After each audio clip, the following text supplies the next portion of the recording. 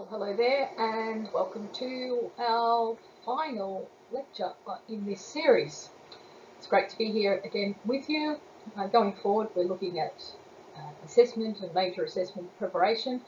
So this is the last week and I want to do a little bit of a wrap up as well as talk to the topics that have been scheduled for this week.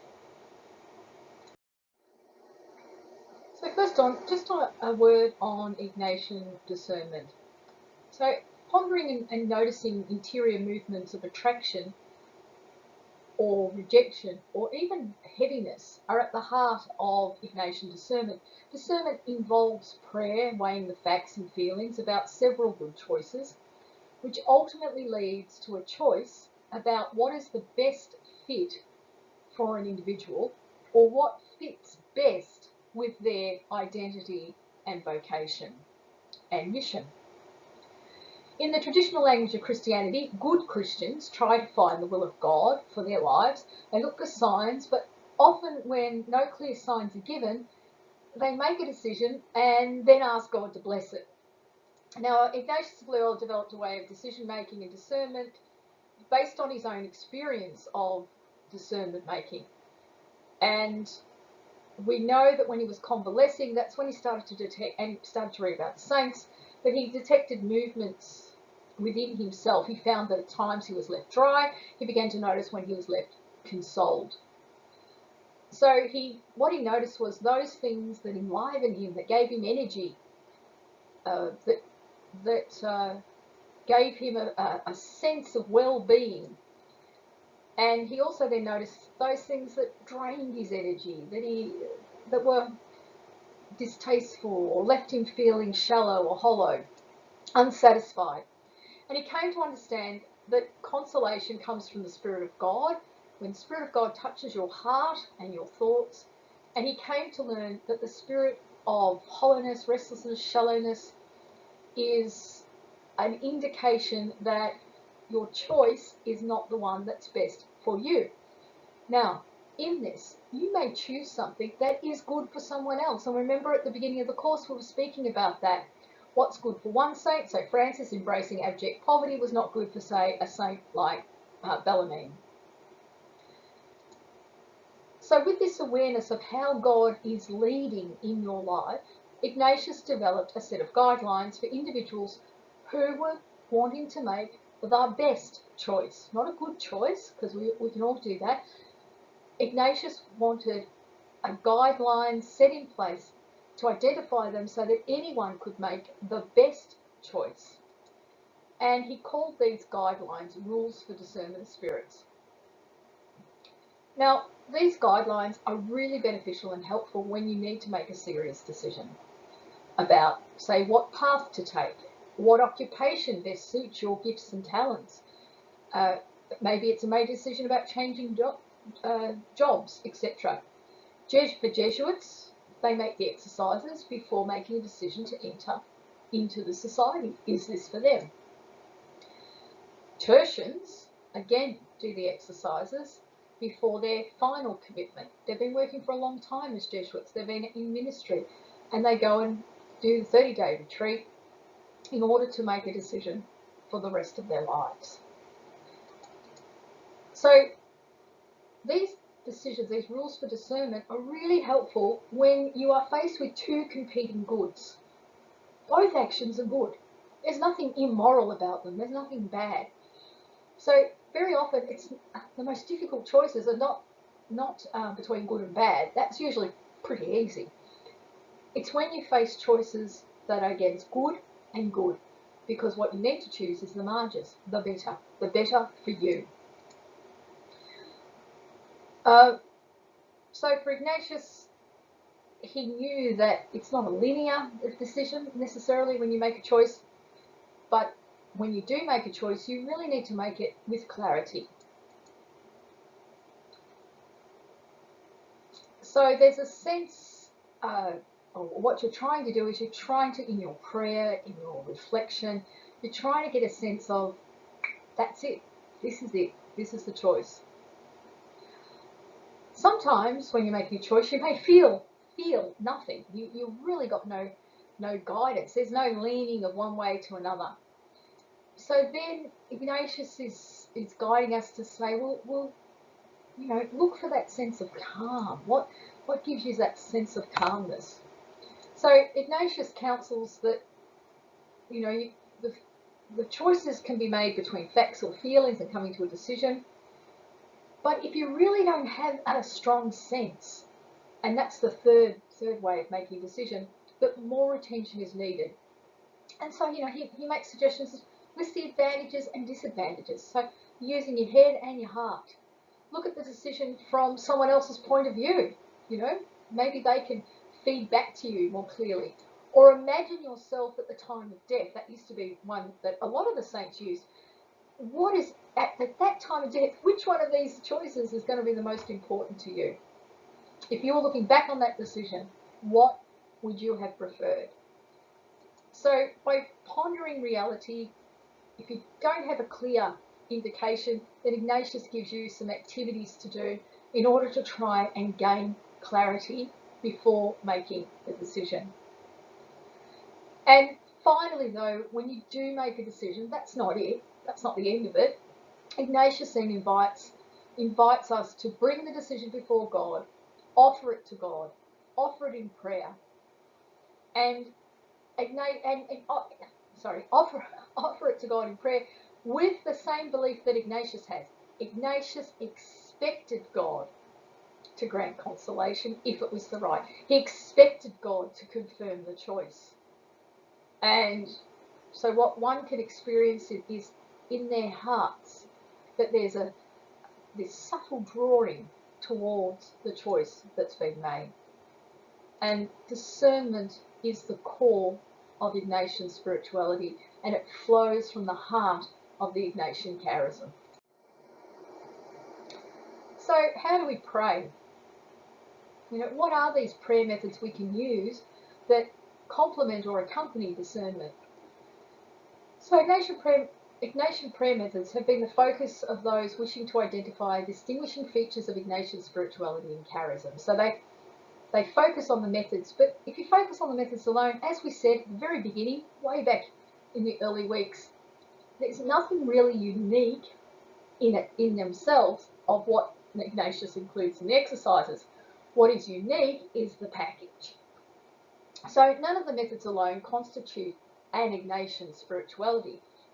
The exercises themselves is a method of prayer towards spiritual growth, using techniques applied during the exercises, and these techniques, flow out of the Catholic ecclesial tradition. So, as we said, and as we visited before, Ignatius was not the first to propose mental prayer, but the way he packages, the way he positions it, is helpful when we are making decisions, when we're praying, even outside of the exercises. These methods we can take with us. Ignatius praying according to three faculties: memory, intellect, and will. That was Bonaventure and Ramon Lull.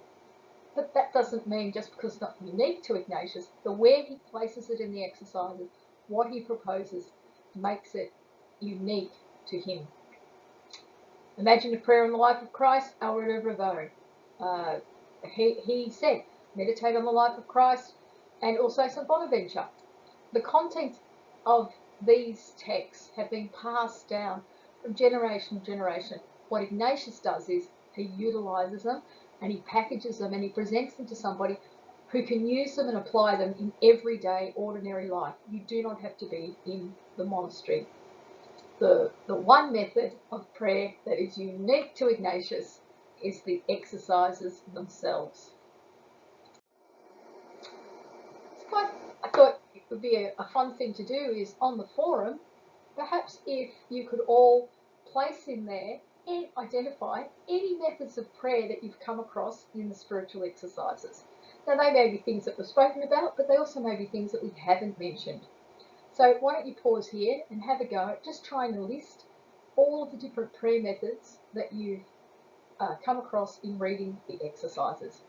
And you can continue to do this over the week. I'm sure as one student puts something up, another student will say, oh yeah, there's also this, there's also that. By the end of it, by the time of next week, we should have a great list of all the prayer methods in the exercises themselves.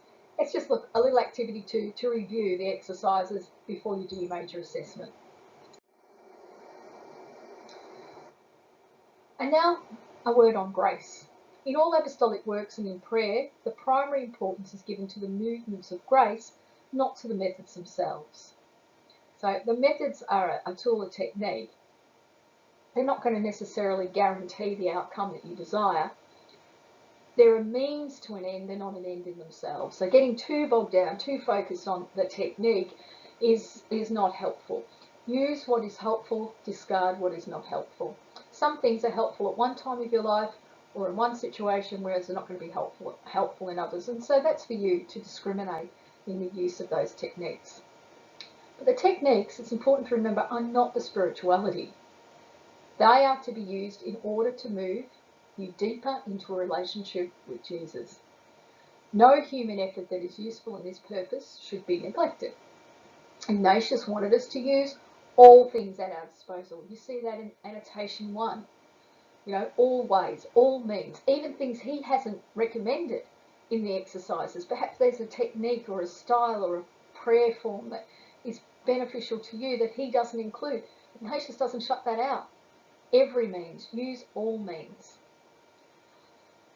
In the Constitutions, Ignatius's first dependence is on the interior spiritual life, and he really emphasises that that is what we need to lean on to preserve the Jesuit order. Only in second place are the prescribed practices, and he cautions that they should only be used insofar as the interior life is strengthened. If you're using prayer techniques and the interior life isn't being strengthened, drop them. For the individual, as for the Society of Jesus, we are all called to move towards deep union with God. And Ignatius says a person should not be lazy or neglect the methods that assist you to become attentive and responsive to the movements of grace at work within. For Ignatius, methods are means to be employed in the measure in which they will aid the soul to move towards its purpose, and its purpose is friendship with Jesus, a close relationship with Jesus.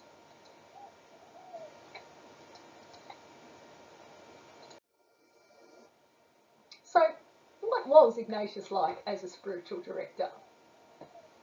We meet Ignatius in his works, but what was he actually like directing someone on retreat? And we've got a little insight into this with the situation of John Haller. Haller was guided on a retreat by Ignatius in Venice. On the retreat, Ignatius instructed Haller to devote an hour each day to prayer. The prayer was to be broken into two parts, prayer and contemplation. The subject of the contemplation were the mysteries of Christ. He also counselled Haller to learn the three methods of prayer and directed him never to omit the colloquies at the end of the contemplation. Ignatius, we see in his writings in the Constitutions, we get a big revelation there about how Ignatius directed. For Jesuits, and that was the scholastics, it was assumed that they would use a variety of methods prescribed in the exercises over the course of an hour. However, Ignatius dropped any prescriptions for Jesuits who had gone through formation, who were in post-formation. So he's only very directive with those new to the society. He eases up and allows people to journey their own way in post-formation. The things that he did emphasise were self-sacrifice and attentiveness in daily activities, finding God in all things. To unite themselves to God was taken for granted as a daily disposition for everyone. So Ignatius was not instructing us to be dependent on the methods, but rather on the intelligent use of a variety of methods as long as it moves you closer in relationship with Jesus, and to find God in all things in your daily life. So there's a strong emphasis on the place of the individual. Ignatius sought men who exhibited a strong sense of their own identities, deep thinkers, and they also had to be personable in order to be able to recruit them to the society. His spirituality, while inspired, though, is also a product of his day. Ignatius opposed Erasmism and evangelism, so it is not surprising that his spirituality also contains elements to withstand or to resist those contemporary trends in his day. But in no way are his methods intended to be practiced without using reason and without faith. The methods that Ignatius proposes are always subordinate to free inspirations of grace. And remember the important role of the director.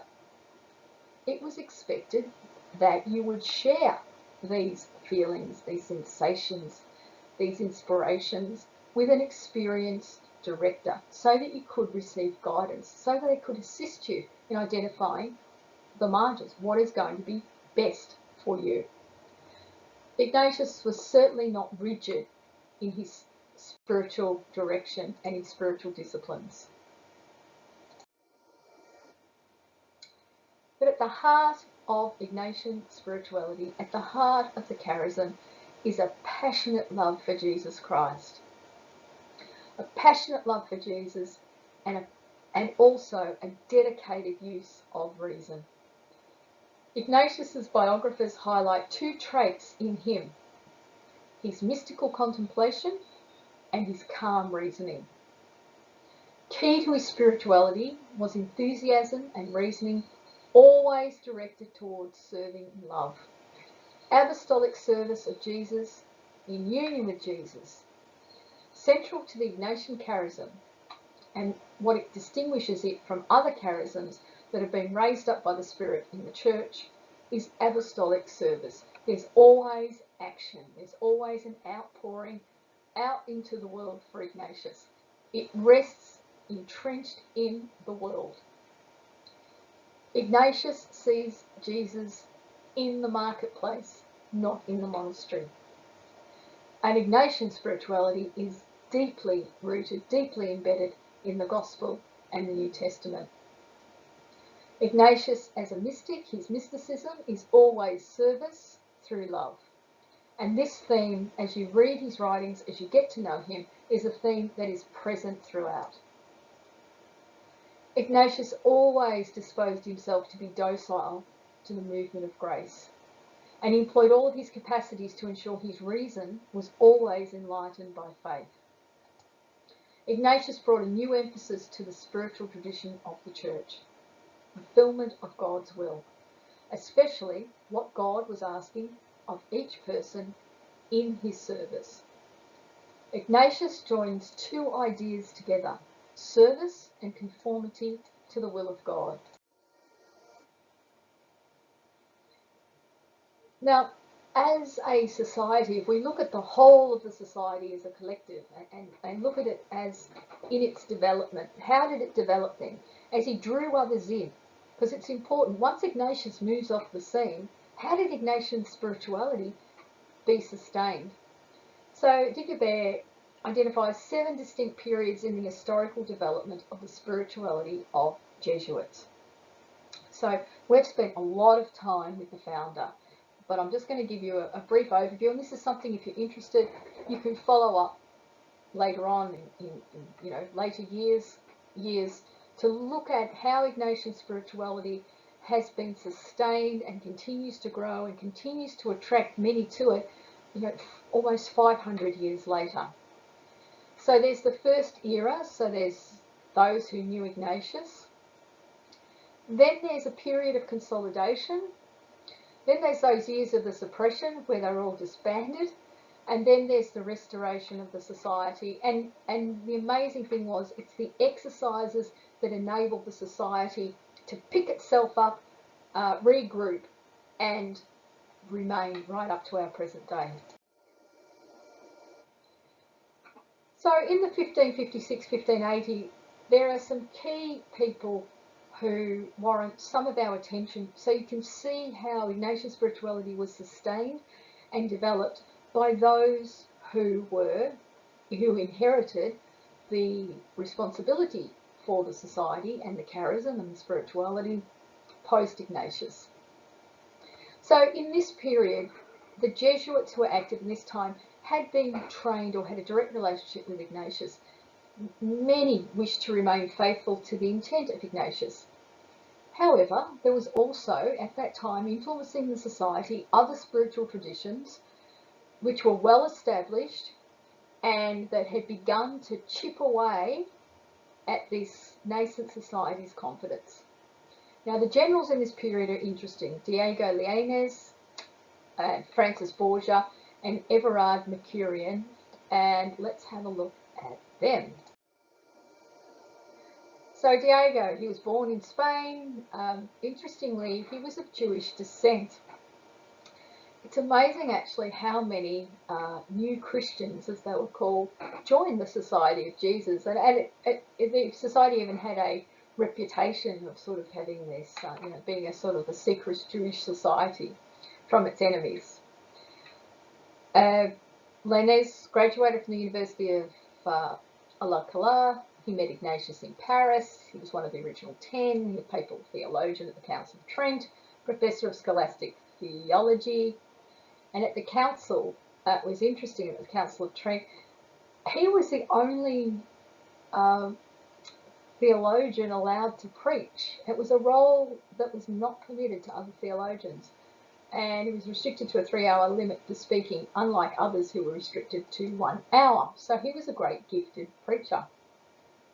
He was seriously considered as a candidate for Pope, and he left Rome to avoid being elected. Now, his writings are available to you to look up. I know I've mentioned him before, but if you want to get to the heart of how charism is sustained, how spirituality is sustained and developed, Laynez would be a very good study. St. Francis Borgia, I'm going to just play a little video by way of remembering Borgia and his role. Hello, I'm Father James Kubicki, and in my Jesuit community today we're celebrating a feast in honor of one of our own, St. Francis Borgia.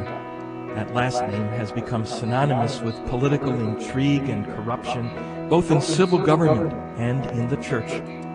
But Francis is an example to us that no matter what our family is like, God's grace can touch us and accomplish what is seemingly impossible, making us saints. Francis Borgia lived in the 16th century and served in the court of his cousin, the Emperor Charles V. He was married and had 8 children. When his cousin's wife, the Empress Isabella, died unexpectedly in 1539, he escorted her body to Granada for burial. At one point, the coffin was opened as a formality prior to her burial, and Francis, standing nearby, saw the face of the young and beautiful queen disfigured almost beyond recognition. He was so shaken that he declared, "Never again will I serve a master who can die on me."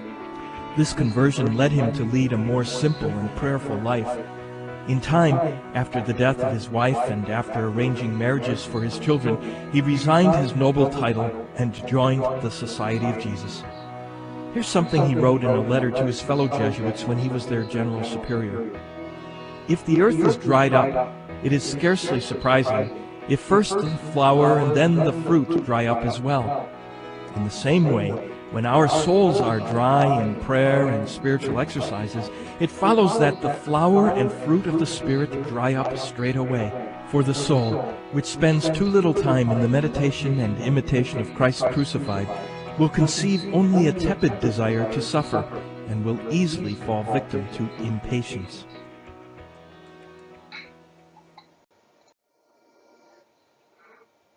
And again, Borgia is a great study if you're looking at somebody who was formed by Ignatius but also brought in his own style to the society.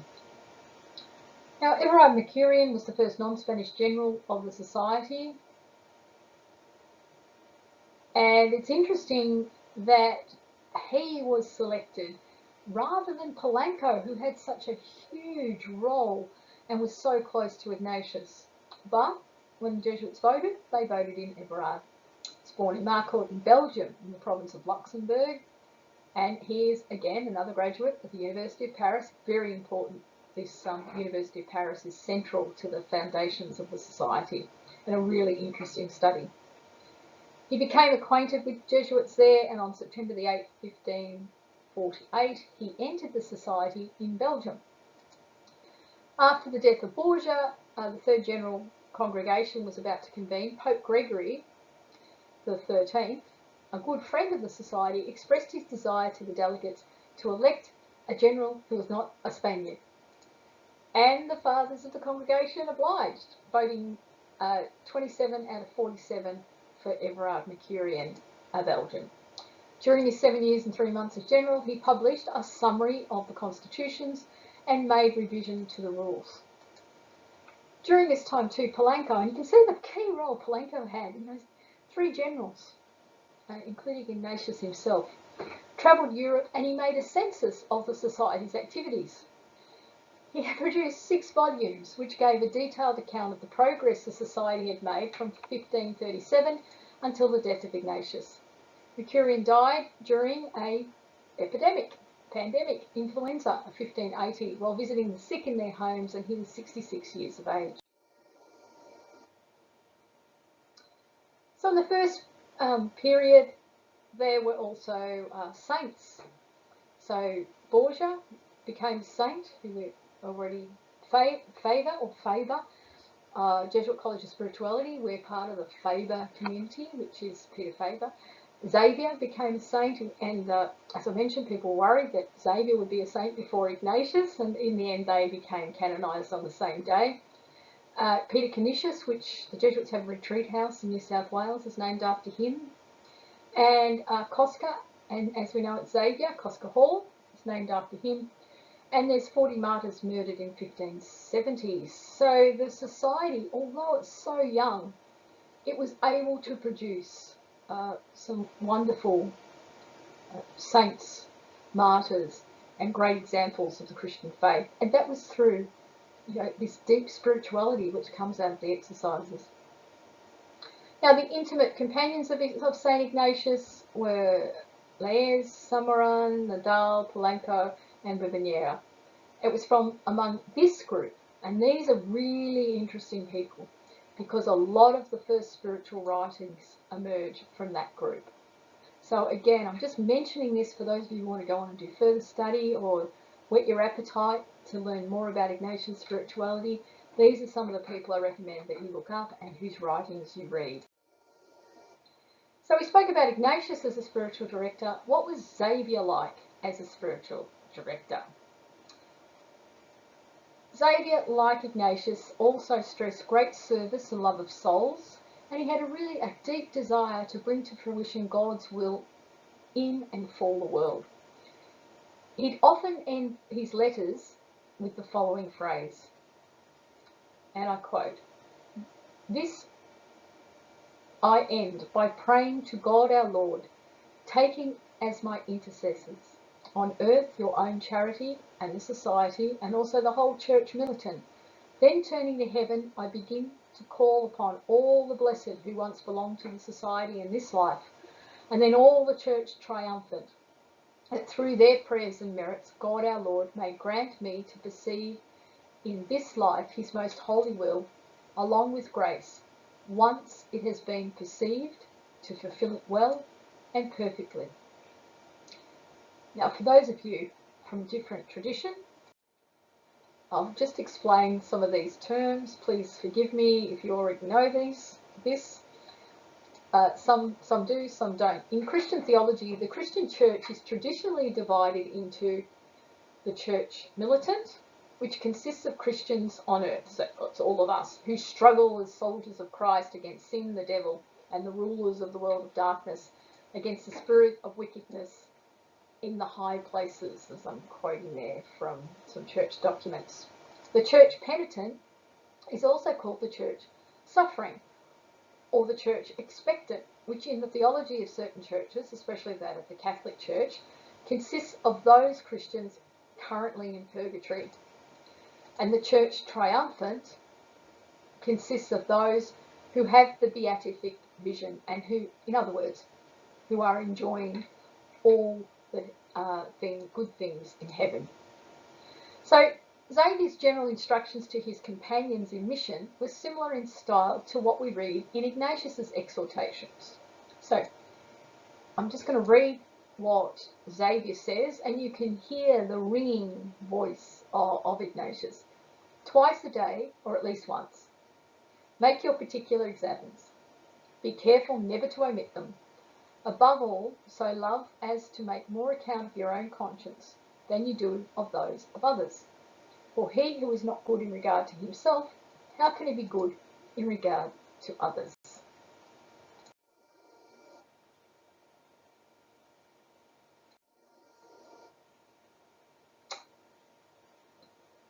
Just a word on Borgia. Unlike Faber and Xavier, Borgia was not directed continually by Ignatius. He was influenced by a variety of different spiritualities, including Franciscan, as well as Jesuit through other Jesuits.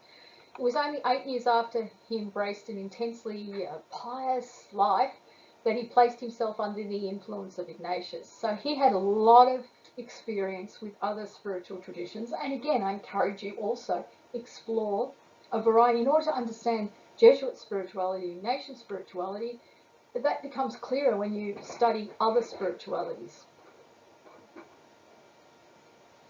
Early in his spiritual journey, due to family influences, he subjected himself to really harsh mortifications. And again, that rings of Ignatius's experience. Remember, Ignatius grew his hair, his nails long, fasted, got him, let himself go. Before he sort of found that balance, he did try extreme practices. He was receptive to the instructions of Ignatius and also to one of Ignatius's other right-hand men who we've met, Jerome Nadal. And this led him to adopt an attitude to religious life that more closely reflected Ignatius's own. So he becomes more moderate. Ignatius and Nadal have a big influence on him. And this is reflected in a letter he wrote in April 1570 that he wrote to the whole of the society, which deals with the manner of preserving the true spirit of the society. And we have looked at that letter in earlier weeks. Now, there was it hasn't all been smooth sailing for the Jesuits, as you would imagine, and there's different attitudes to the techniques and different views of prayer and what's helpful. The Jesuits in Spain and Portugal often devoted several hours a day to mental prayer and made it an obligation for all Jesuits, including scholastics. In Italy and Paris, their scholastics were just sticking to an hour of mental prayer in addition to Mass. So you can see that Jesuits adopted different attitudes to the techniques and the use of them. In 1553, the text of the constitutions which Nadal promulgated had a correction made by Ignatius's own hand. In addition to daily Mass, he said, they will have 1 hour. During it, they will recite the Office of Our Lady, examine their consciences twice each day, and add other prayers according to the devotion of each one, until the hour mentioned above is filled out, in case it has not run its course. They are to do all this according to the arrangements and judgment of their superiors. So again, you need a guide. It's helpful to have a guide. You need a spiritual director. A spiritual director helps you. Don't try and simply just do it on your own. And Ignatius says, whom they are obliged to obey as persons holding the place of Christ. Ignatius reprimanded Nadal for supporting the Spanish practice. He did not believe that 1 hour was not enough for scholastics to pray.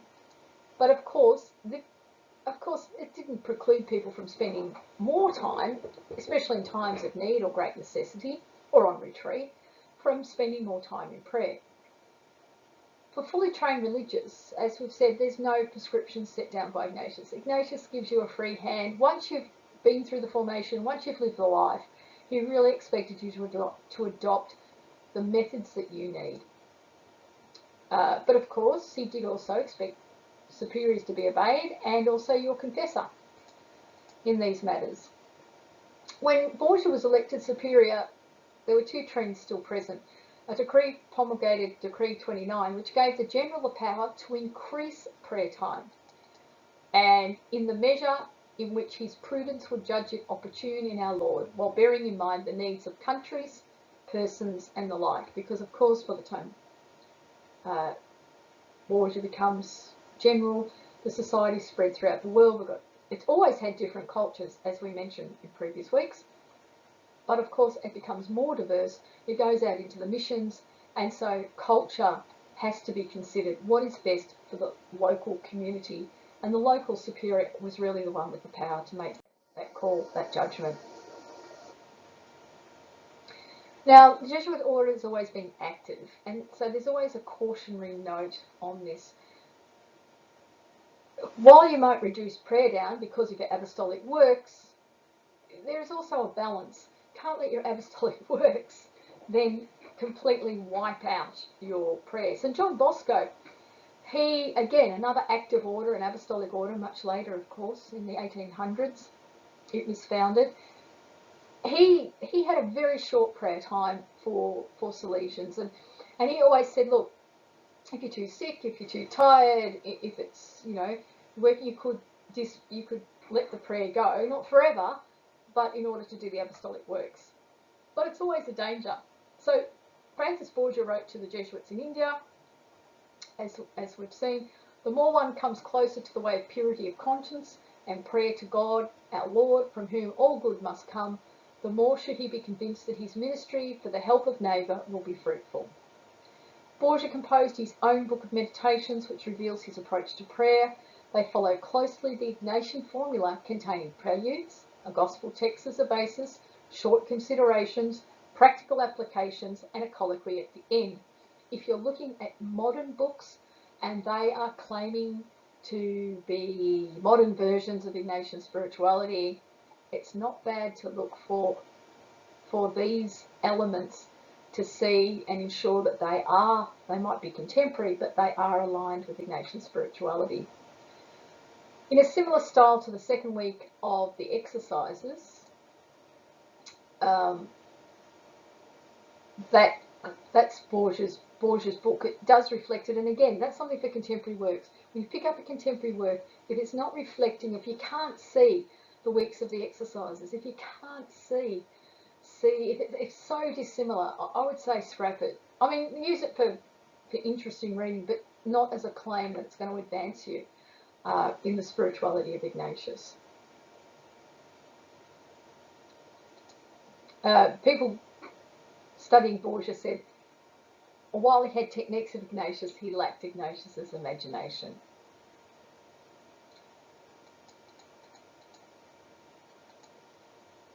Now, Borgia's text, though, does reflect, it's closely aligned with the Catholic Church. It's very similar to what's called the office of the Church.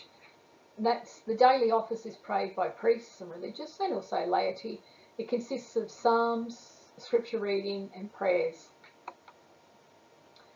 And for Borgia, the Church, he believed, was the true and discerning mother, has known how to choose nourishment which is more beneficial to her children. So he had great confidence that the Church's directions are just as fulfilling and enriching as perhaps Ignatius's. Now, although we see elements in it that are very familiar to us today, Borgia was quite pioneering in prayer. Borgia wrote to the Provincial of Aragon, I understand that your reverence requires your subjects to make acts of love in their daily prayer, and that you desire to lead them all by this way. I praise your zeal and good desires, for it is quite true that it is best and loftiest spiritual exercise. But I warn you, my father, that not all understand it or are capable of it. To teach them how to pray, the Lord's given us a good guide in the spiritual exercise of the society. Later, some will continue in this manner of praying, others in another, and provided these persons are good, it is better to permit them so to proceed. For the movements of the Holy Spirit are different, and different the characters and the minds of men. So we see there again that Ignatian flexibility, but also Borgia advocating the spiritual exercises as the better guide. So just an interesting question here. When Borgia added in some provinces an additional hour of prayer, did he go against the mind of the founder Ignatius on this matter? What you know about Ignatius now, what you know about the exercises and the society, what do you think? Ignatius was abundantly clear in his position. Now, some commentators would argue yes, and others would argue no. If you're a commentator on the history and spirituality of the Society of Jesus, and knowing what you know about Ignatius and the exercises, I just thought I'd give you this opportunity to become a commentator on the exercises and on Ignatius and put a view forward, and you can do that in the forum.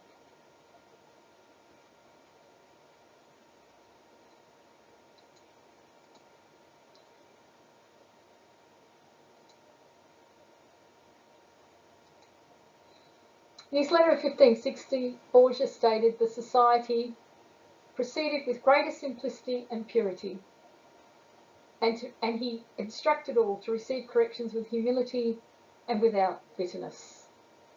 So, Borgia, I think in many ways he had the mind of the founder, and he was certainly knew enough of Ignatian spirituality to guide the society, but of course it does remain a question. Did he know the mind of the founder so well that he could adapt it to a contemporary time?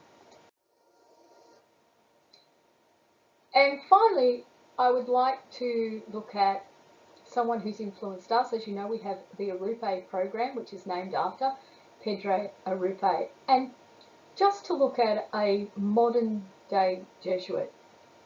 So he was the 28th Superior General, so we've jumped right along from Borgia right up to close to the present day.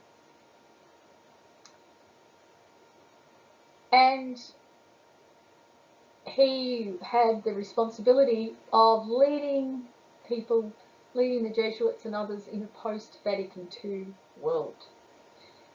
He was a great spiritual director, a great guide, a spiritual guide, and he had a real spiritual depth himself, and he was committed very much to justice. Now, like Ignatius, and this is why I wanted to put Pedro in at the end of this lecture, just another Basque saint, really. I think Arrupe will be canonised. He's certainly been canonised informally. Arrupe was born in the Basque region of Spain in 1907, and he was training in the medical profession, and then he entered the Jesuits in 1927, so he was a young man. In 1932, the Republican government of Spain expelled the Jesuits from the country, and Arrupe continued then. He had to move, and he continued his studies in Belgium and the Netherlands, and eventually in the United States.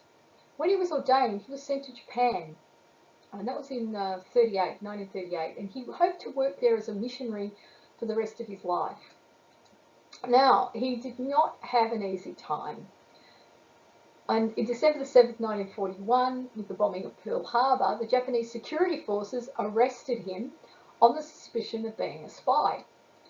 He was kept in solitary confinement, and he, in that solitary confinement, he really used it to advance and hone his own spiritual depth.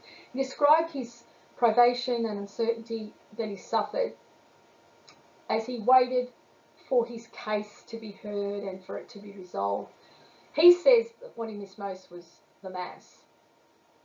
But in the midst of his suffering, in the midst of this solitary confinement and uncertainty, he has experiences a very special gift of grace. And he describes on Christmas night in 1941, Arrupe heard a group of people coming to his cell door, and he couldn't see them, and he really thought that they were coming to execute him, that it was time for him to be to be killed for being on the suspicion of being a spy. Now, he describes this scene that as he was waiting and he was thinking this, that, and it's hard, he describes it as a murmur was reaching him. And what he heard, or thought he heard, was a soft, sweet, a Christmas carol being sung very softly, very sweetly, and he got great consolation from this. Because it was one of the songs that he had taught to Christians in Japan. And it moves him to tears. And what it was the very Christians risking their lives. They came, and in order to console him, they came and were singing Christmas carols outside his cell. This song drew Arrupe to feel close to the presence of Jesus. And he says, I felt that he also, so he started to reflect about the Mass and about Christmas night and celebrating the Mass. And he says, and I quote, I felt that as he was reflecting on Jesus descending into the altar during the Christmas celebrations, Arrupe says, I felt he also descended into my heart. And that night I made the best spiritual communion of all my life, end quote. Now, eventually the security forces did come, but not until 33 days later. 33, very interesting number. 33 years of Jesus' life, 33 days of his captivity. And again, Arrupe thought they were coming to execute him. And yet, in his captivity, he was filled with a deep sense of inner calm because his trust in God had developed to such a deep level. He wasn't executed. He was moved to Nagasaki on the outskirts of Hiroshima, and this was about August 1945, and he was able to resume his duties as Master of Novices for the Japanese mission. On August the 6th, 1945, that same night, he heard sirens and anti-aircraft weapons, and a single American B-29 bomber flew over the city. Arrupe didn't think much of it. He expected that the sirens would be sounding and then they'd have an all clear. And instead, what he heard was an enormous explosion. And the concussion of the explosion blew all the doors and windows out of his residence. Now, he went outside, and him and the people around him saw the first of 200,000 casualties of the atomic bomb. And they walked up the hill and they saw the city of Hiroshima turning into what they describe as a lake of fire. Now, Arrupe, remember I said he was trained in medical training, he went and tried to help as many as he could. And him and his companions, they gave aid, they ended up giving enough aid to over 150 people. Now, of course, in those days, they didn't know anything about the radiation. They didn't know the danger they were exposing themselves to. And they were really confused because they kept seeing deaths of people, death after death of people who had no external injuries, and it just didn't make sense.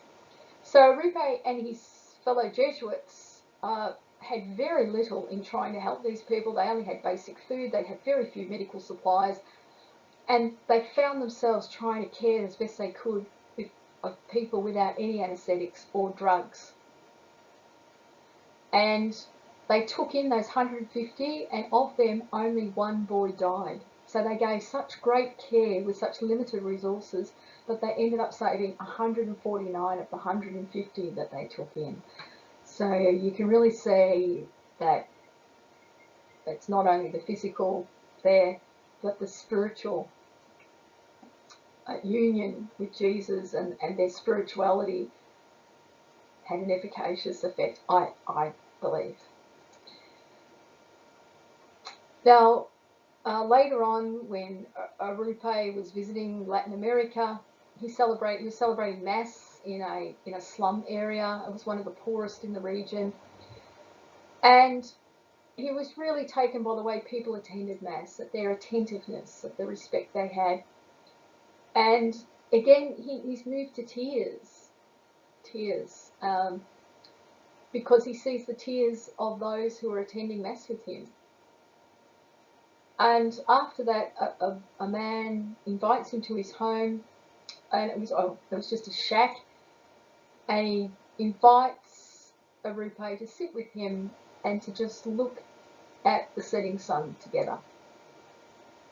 And after that, the sun went down. The man said how grateful he was to Arrupe, that by his presence, that by coming to his community, he brought them a great gift. And so the man wanted to give him something in return, and all he had was to share the gift of the setting sun. And Arrupe speaks of that moment, and I quote, "He gave me his hand. As I was leaving, I thought, I have met very few hearts that are so kind." Now, while Arrupe was serving as superior of the Jesuits in the Japanese province, there's a general council, and he gets elected, surprise, surprise, as the Superior General of the Society of Jesus in 1965. And he holds this position right up until 1983. Now, there's just a little aside, a little story about Arrupe, which is of interest. So his predecessor, Janssens, actually, now let me go back. So Arrupe gets elected, he goes into the office of the former general, and there's all papers and notes, etc. on the table. And Arrupe's going through the notes of the former general. And he comes across some information documents that Janssens was about to investigate him, that there'd been complaints about Arrupe and about the mission that he was heading up. And to Arrupe's surprise, he finds that he was going to be subjected to an investigation. So it's interesting what he does, and it just shows you the type of man he was. So he finds out that the general was intending to investigate him and the works in the province that he was in charge of. So Arrupe calls in his assistant, and he says to him, I've been reading these notes. There were grave concerns about the mission in Japan. And he said the former general wanted to organise an independent investigation. I want you to immediately investigate and prepare a probing report. So he finds out he's going to be under investigation. So he launches the investigation into all of the activities in Japan.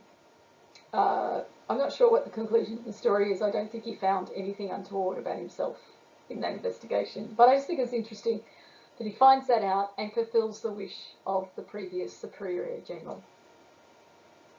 So as the 28th Superior, it was Arrupe's task to guide the community through the changes following Vatican II. And for Arrupe, he was most concerned that Jesuits do not lose their love and attention on the needs of the poor. And in the 32nd General Congregation, our mission today is about the service of faith and the promotion of justice. And he worked on that. He was a driver for it, and it passed in 1975. And this led the Jesuits, especially in Latin America, to work in practical ways with the poor.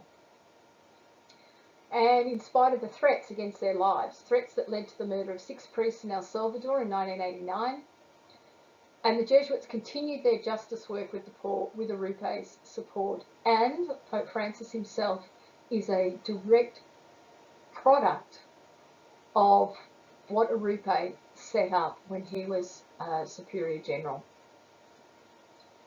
Arrupe's belief in justice also informed his understanding of what Jesuit education was about, and he knew that the primary objective for men and women that men and women should live not for themselves but for God and for Christ. He coined the phrase that is often quoted in schools, in Jesuit schools, that the students should become men and women for others. That they should be convinced that the love of God always issues in justice. In 1981, Arrupe unfortunately suffered a stroke, and John Paul II appointed someone to act as interim superior. I can't remember who it was, but you could look it up if you're interested. And Arrupe was eventually forced to resign. He did come into the opening session of the 33 General Congregation in a wheelchair, and his final prayer was read to the community of Jesuits gathered. And it said this: "More than ever I find myself in the hands of God. And this is what I have wanted all my life from my youth. But now there's a difference. The initiative is entirely with God. It is indeed a profound spiritual experience to know and feel myself so totally in God's hands." And Father Arrupe died on the 5th of February 1991.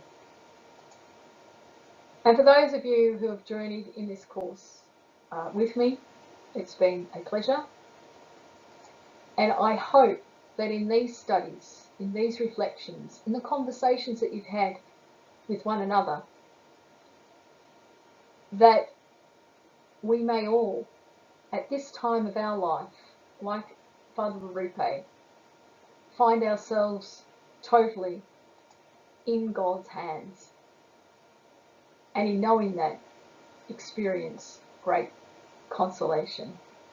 Thank you, one and all.